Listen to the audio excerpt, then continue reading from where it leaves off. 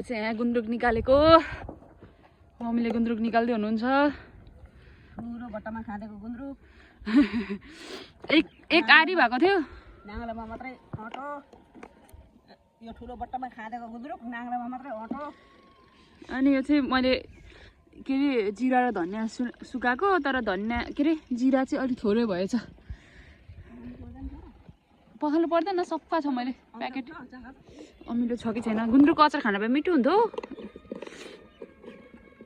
दिनुपर्छ क्या फुलमनी बडीलाई अहिले उसँग खाना है दिएर त्यस्तो धेरै अमिलो छैन यसलाई नुन खुर्सानी हाल्नुपर्छ पिस्नुपर्छ यत्तिकै मिठो हुन्छ दिएर आउँछ ल अहिले आउनुहुन्छ क्या ल गाई जाने म चाहिँ ढेँडो बनाउनुको लागि यस्तो गरिरहेको छु उम्लिरहेको पानी घिउ पनि हालेको भएर यल्लो यल्लो देखिरहेको छ ढेँडो बनाउनु चाहिँ आउँदैन तर पनि ट्राई गर्छु यो चाहिँ बदाम भुटेको हामीले खाना खोइ भुकेको खोइ खोइ बट्टा ए ल त्यही हो त अहिले भुकेको है खोइ भुकेको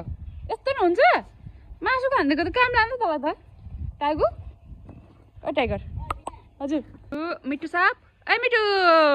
मिठो मिठो बोल न मात्रै आउँदैन ढेँडो बनाउनु दुईजनालाई होइन त्यही भएर पाले पिलो बनाउने तर हाल्नु चाहिँ हाले त मैले यति हालेँ पहिला यसरी फ्याट फ्याट फ्याट फ्याट गरेर फिटेको देखेको थिएँ सबै पिरो बनाउने हो नि त अनि सबैले खानु पर्ने के हुन्छ त यो गलत थोरै खाने अब खाएपछि 4-5जनाले खाएपछि खाने नि यति हुन्छ त्यो पर्छ त मजाले फिट्नुपर्छ है खोइ यता भएन कहिले खानु भएको थियो तपाईँले मैले त खाएको छु है तर ओडालेको चाहिँ छैन है मम्मीले ओडाल्नुहुन्थ्यो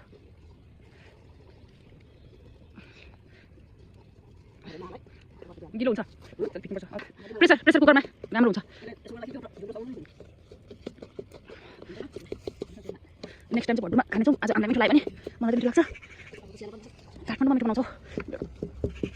राम्रो त भिडियो बनाउनु आज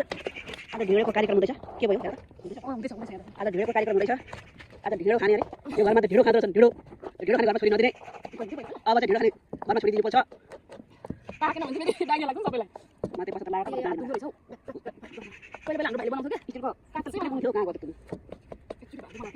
मासुको झोल गुन्द्रुकको अचार टमाटरको अचार अनि के अरे सागसँग खाने हो आज ढिँडो हुन्छ खाएर फेरि 75 लाग्ने छैन फेरि त रागु मैले पकाएर खाएको 75 लागेर खोइ केबाट नखाएर कहिले नखाएर त्यस्तो भएको कि त खाने बानी रहेछ अनि मधेसको मान्छे के को ढिँडो नखानु रिप्लाई पल्टाउनु गएर ढिँडो अनि फटाक फटाक गर्नु ढिँडो समाधान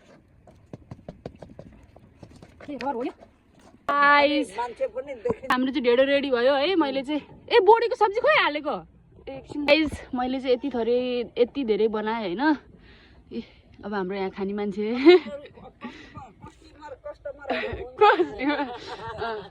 र अब हामी चाहिँ खानेछौँ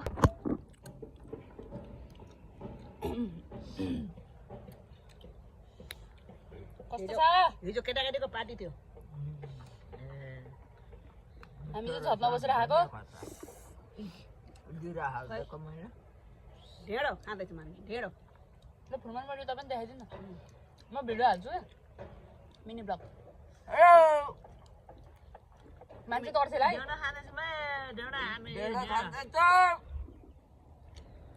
ढेँडो भन्नाले वनको ढेँडो भन्ला दीपक दालले सुनायो फेरि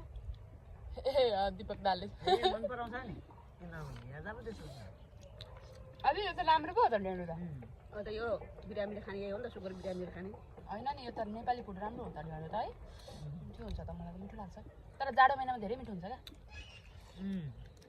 मिठोले बोलाउँदैछ मलाई पार्टी थियो